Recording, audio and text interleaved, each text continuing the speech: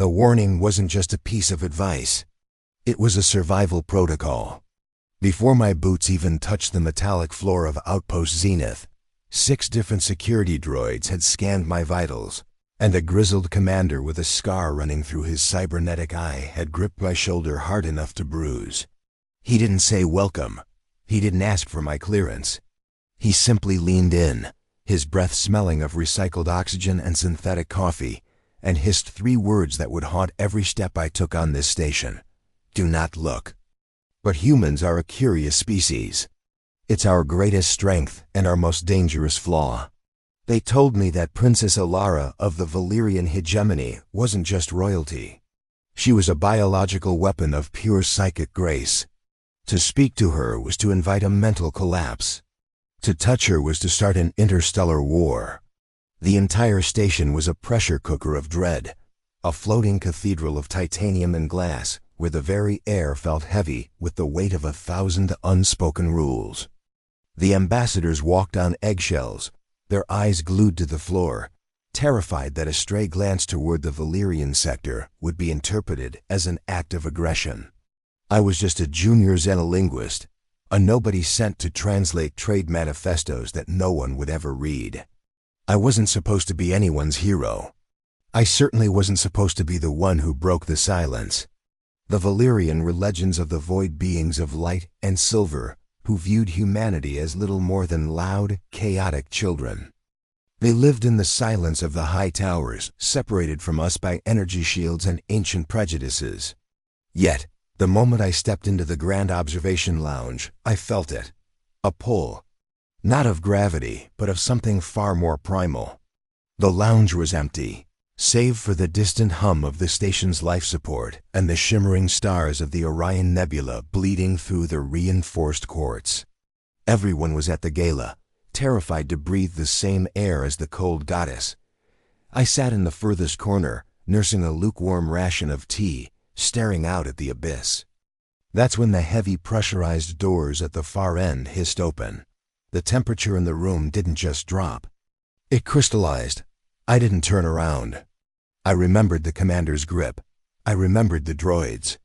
But the scent hit me first: lilacs and ozone, a smell that didn't belong in a sterile tin can orbiting a gas giant. The footsteps were rhythmic, ghostly, and they were heading straight for the back of the room, straight for me. My heart hammered against my ribs like a trapped bird. Was I about to be executed for simply existing in the same room? Hold on before we get into the real stuff. I want to know. What are you doing at this exact moment while hearing my voice? I love seeing your answers down below in the comments. The footsteps stopped. The silence that followed was louder than any explosion. I could feel a presence behind me, a radiant heat that made the hair on my neck stand up. I prepared myself for a psychic blast or a royal reprimand. Instead, I heard the soft rustle of silk. To my absolute horror and bewilderment, the most feared being in the known galaxy didn't pass me by. She didn't demand I leave. She pulled out the chair right next to mine. Slowly, with a grace that felt like a choreographed dance, Princess Elara sat down. She wasn't looking at me, but she was so close I could see the faint silver glow of her skin in the reflection of the window. We sat there, a human nobody and a celestial sovereign, separated by only a few inches of pressurized air. The galaxy's strictest decree was being shattered in total silence. And then, she did the one thing no one promised she would do. She turned her head, her eyes like swirling nebulae, and she looked directly into mine. The air in the observation lounge didn't just feel still. It felt frozen, as if time itself had snagged on the jagged edge of this impossible moment. Princess Elara's eyes weren't just a color. They were a depth. They were the swirling violet of a dying star, ancient and terrifyingly intelligent. Every manual I'd studied, every frantic briefing from the station's Security Council, had screamed the same thing: if she looks at you, avert your gaze. To meet a Valerian's eyes is to challenge their soul. But I didn't look away. Call it human stubbornness, or perhaps the sheer magnetism of a being who carried the weight of 1,000 solar systems in her posture. She didn't look like a biological weapon. She looked lonely. It was a realization that hit me harder than any psychic blast could have. Behind the shimmering silver silk of her gown and the bioluminescent markings on her cheekbones was a woman who was being treated like a museum exhibit by her own people and a ticking time bomb by mine. The silence stretched, agonizing and beautiful. I knew that at any second, a high-alert drone could swarm the room, or her elite Valerion guards, the silent shards, could materialize from the shadows to erase me from existence. Yet, Elara didn't radiate hostility. She radiated a soft, pulsing warmth, like a heat lamp in the middle of a galactic winter. Slowly, deliberately, she reached out.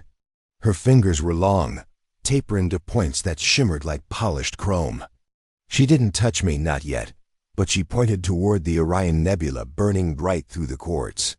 "In your tongue," she whispered, her voice sounding like glass chimes underwater, "you call that a cradle of stars.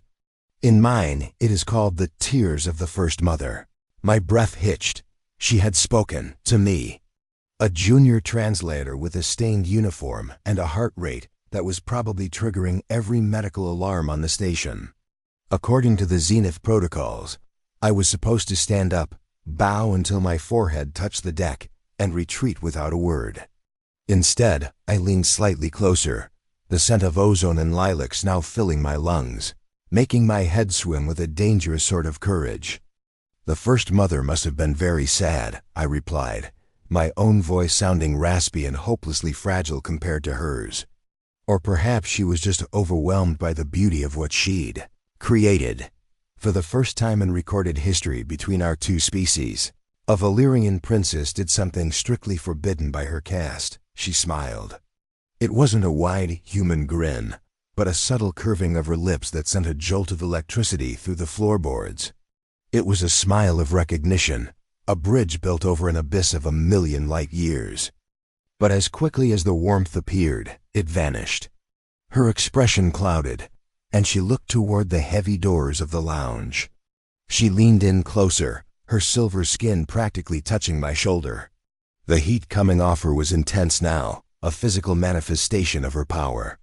I could see the reflection of my own shocked face in her crystalline eyes. She wasn't just sitting with me for company. She was hiding.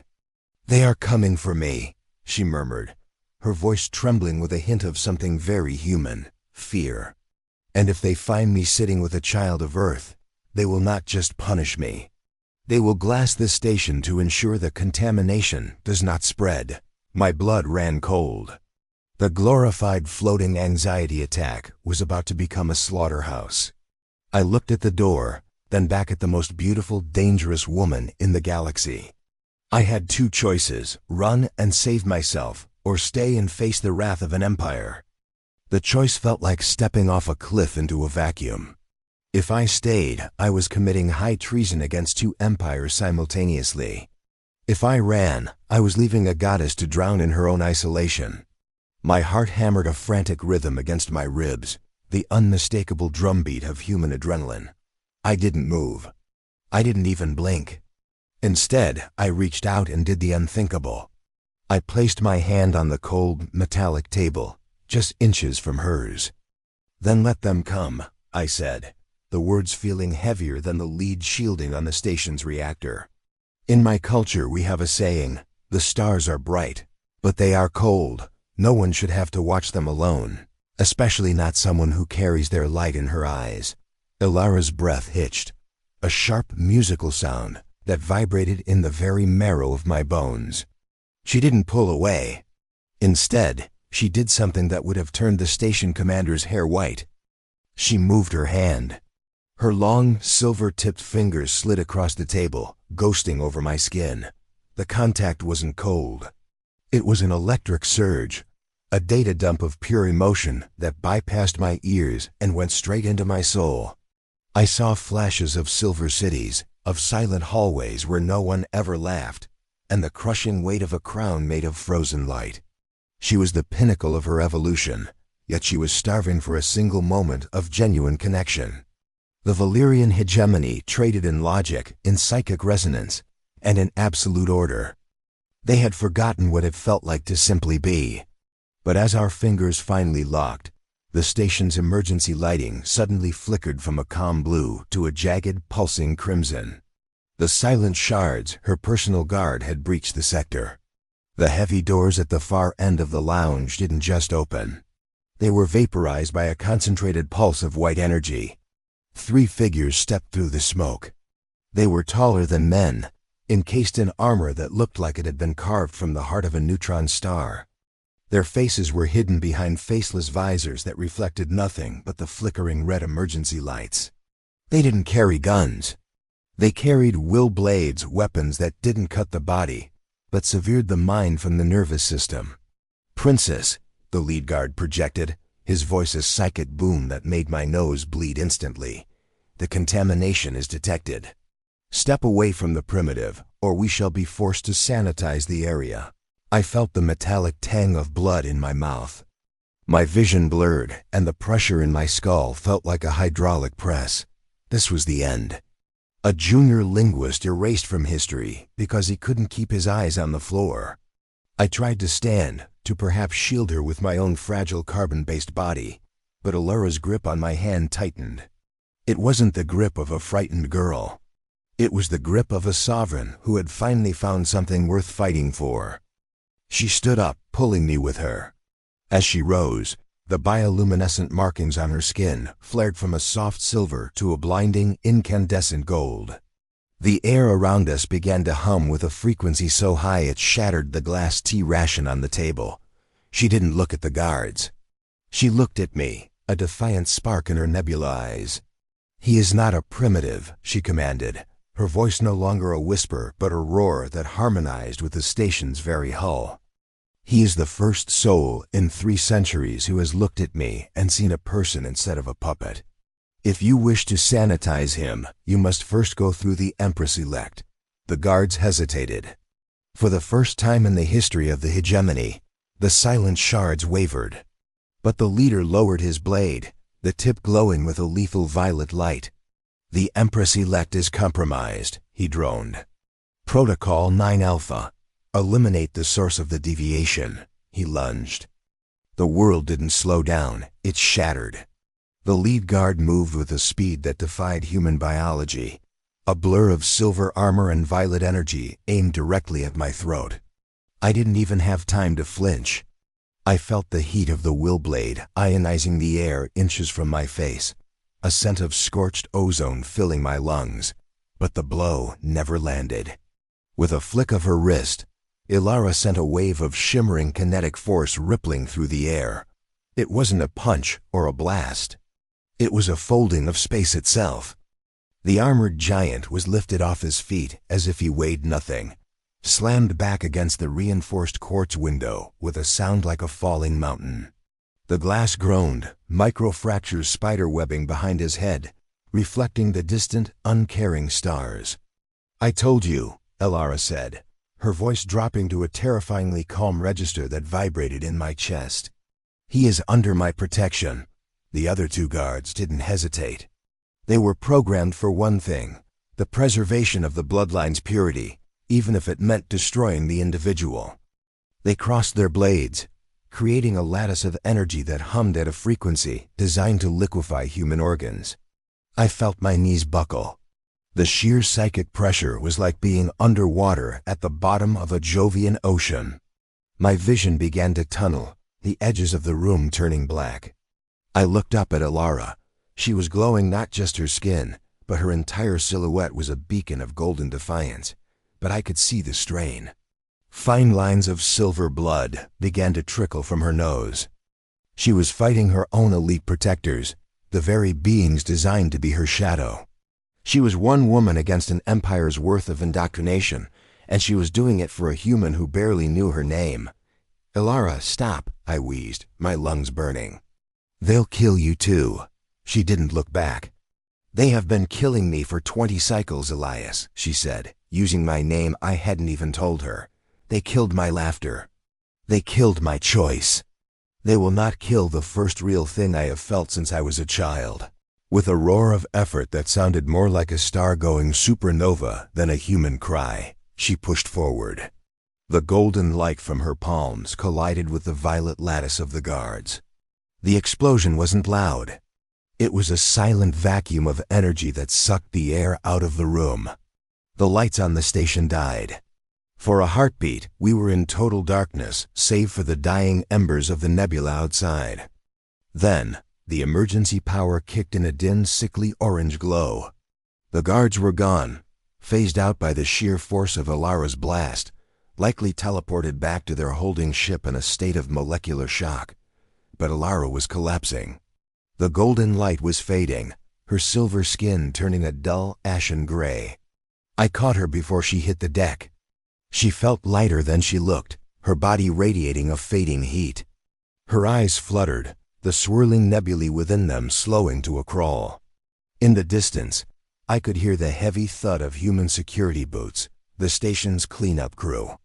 They wouldn't be as merciful as the Valerion. They would see a dead or dying alien princess and a human traitor, and they would fire first and ask questions never. "We have to move," I whispered, lifting her into my arms. "The maintenance tunnels. They're too small for the droids." She gripped my tunic, her fingers trembling. "Why?" she breathed. "Why save a weapon?" "Because," I said, kicking open the hatch to the sub-level. "You're the only weapon I've ever met that has a favorite color for a nebula." We dropped into the dark, the sounds of the station's pursuit echoing above us. We were no longer just two individuals in a lounge. We were the most wanted fugitives in the sector, and the hunt had only just begun. The maintenance tunnels were a claustrophobic nightmare of hissing steam pipes and pulsing fiber-optic cables, smelling of scorched ozone and ancient dust.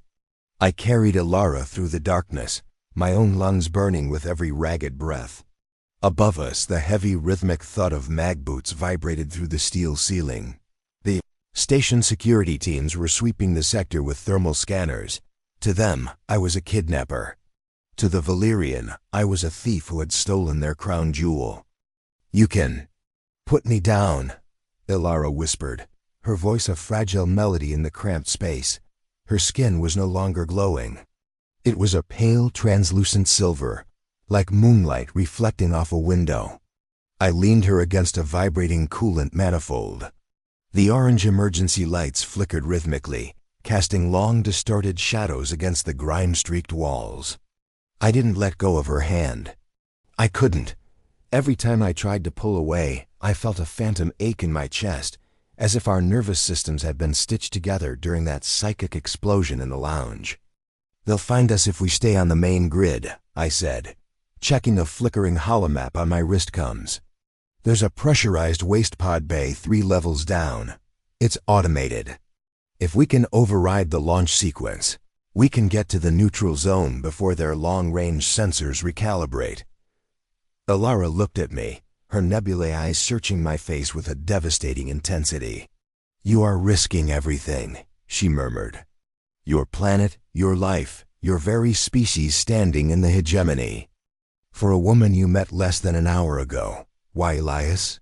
Humans are supposed to be the masters of self-preservation." I paused, the sounds of distant shouting echoing through the ventilation shafts. I really looked at her, not as a princess or a political disaster, but as someone who had spent her entire life behind a wall of expectations. "Maybe we're just masters of recognizing when something is worth the risk," I said. "They call us children of Earth because we're still young enough to believe that a single connection is worth more than 1,000 years of perfect order." A faint, genuine warmth flickered in her eyes. She reached up, her cool fingers tracing the line of my jaw. For a second, the station disappeared. The fear, the sirens, the looming war, it all faded into the background. There was just the hum of the ship and the terrifying, beautiful realization that I was falling for a being who could accidentally shatter my mind with a thought. Suddenly, the tunnel wall behind us groaned. A red laser grid swept across the floor, painting our boots in lethal crimson. A voice boomed through the local com link, cold and metallic. "Unauthorized biological signatures detected. Security level red. Deploying neural gas." A hiss of green vapor began to pour from the ceiling vents. My eyes began to sting instantly. This wasn't just tear gas.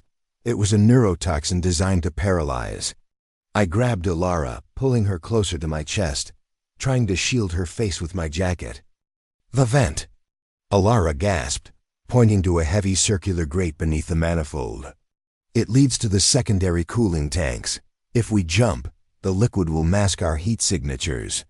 But the temperature is near freezing. Better a cold bath than a neural lobotomy." I grunted, kicking the grate with all my strength. The metal gave way with a screech of shearing bolts. I didn't give myself time to think. I gripped Elara tight, took a final breath of the tainted air, and plunged into the pitch-black abyss below. We weren't just falling into a tank. We were falling into the unknown, with the entire galaxy ready to pull the trigger the moment we surfaced. The impact with the coolant was like slamming into a wall of liquid needles. The temperature was a brutal, bone-shattering shock that sucked the air right out of my lungs. In the pitch black of the tank, I couldn't tell up from down, left from right. All I knew was the frantic, slick sensation of the fluid and the terrifying reality that I had lost my grip on Elara. I thrashed, my limbs moving like lead through the viscous sub-zero slurry. My heart screamed in my chest, a frantic drumbeat of pure survival. Then, a hand cold as ice but pulsing with a faint, rhythmic light grabbed my collar. Elara. Even in her weakened state, she was the anchor. A sudden burst of silver radiance erupted from her, illuminating the swirling green liquid and the heavy circular exit hatch 10 feet below us. We kicked toward it, our lungs burning for oxygen that wasn't there. I yanked the manual release, the metal groaning under the pressure, until finally it gave way. We were sucked through the opening like water through a straw, tumbling out onto a hard, grated floor in a heap of gasping, shivering limbs. We were in the waste pod bay, a cathedral of rusted iron and smelling of industrial grease. "Elias," Elara coughed, her voice a ragged silver thread. Her silver gown was ruined, clinging to her like a second skin, and her bioluminescent markings were flickering like a dying bulb. I crawled over to her, wrapping my arms around her shivering frame, trying to share what little body heat I had left. "Where?" "We're here," I wheezed, pointing to the row of sleek, coffin-shaped pods lined up against the exterior bulkhead. "One of those can get us to the independent trading moon, Port Solace. If we can just reach the terminal." Suddenly, the bay's overhead floodlights roared to life, blinding us with a harsh, artificial glare. A heavy thud echoed through the chamber.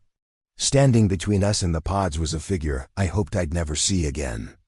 It was the station commander, the one with the cybernetic eye. He wasn't alone. He had a squad of human tactical units, their rifles leveled at my chest. But next to him stood something worse, a Valerion High Arbiter, draped in robes of liquid mercury, his face a mask of absolute cold judgment. "You've caused quite a mess, linguist," the commander growled, his mechanical eye whirring as it locked onto my vitals. "Interstellar kidnapping? Attempted theft of a sovereign? You're looking at a life sentence in the lunar mines, if you're lucky enough to survive the next 10 seconds. The High Arbiter stepped forward, the floor beneath his feet frosting over with a psychic chill. "The princess is a vessel of the hegemony's future," he said, his voice echoing inside my skull. "To touch her is a heresy. To run with her is a declaration of war. Step aside, child of Earth, and we might spare your pathetic world the consequences of your arrogance." I felt Elara's hand tighten on my arm. She was shaking, but not from the cold. She was terrified of going back to that silent, gilded cage. I looked at the commander, then at the Arbiter, and finally back at the woman who had risked her divinity just to sit beside a stranger. "You call it arrogance," I said, slowly standing up, shielding Elara with my body. "We call it choosing a side. And I think I'd rather die on my feet than live on my knees in a galaxy where people aren't allowed to be more than their titles." The High Arbiter's eyes flared with a lethal violet light. "So be it. Terminate the contamination." The soldiers tightened their fingers on their triggers. The air hummed with the buildup of kinetic energy. I closed my eyes, waiting for the end.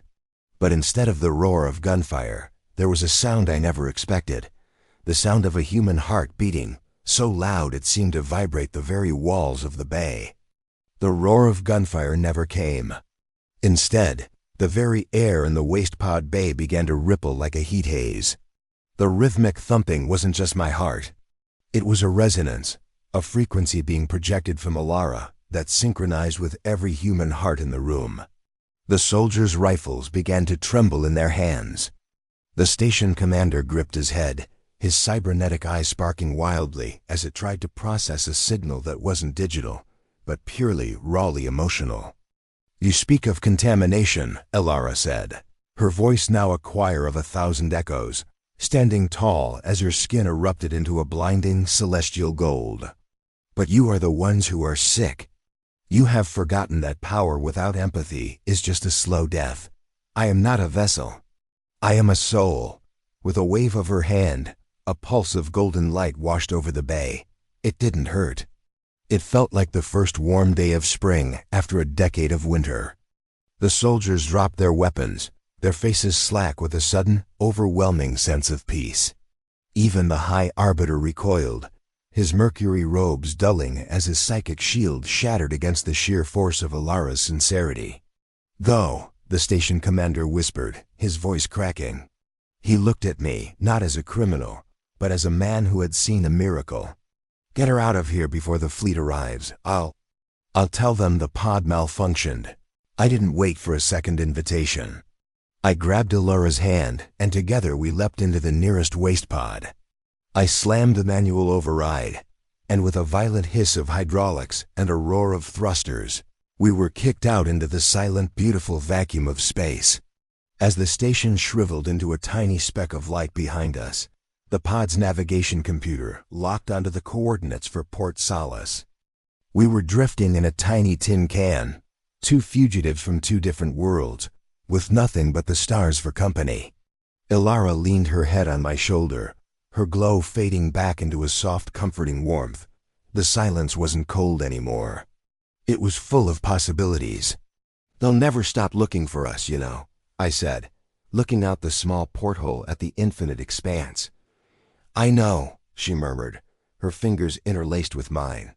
"But for the first time in my life, I'm looking forward to the journey."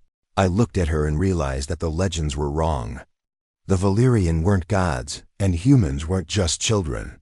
We were two pieces of a galaxy that was finally starting to wake up. Whatever happened next, war, peace, or life on the run, we would face it together. Because sometimes, the most revolutionary thing you can do in a cold universe is simply sit beside someone and stay. If you enjoyed this journey into the stars and the power of human connection, make sure to hit that like button and share this story with your fellow explorers. Don't forget to subscribe to the channel HFY Scape for more epic tales where humanity proves that heart is the strongest force in the galaxy. See you in the next one.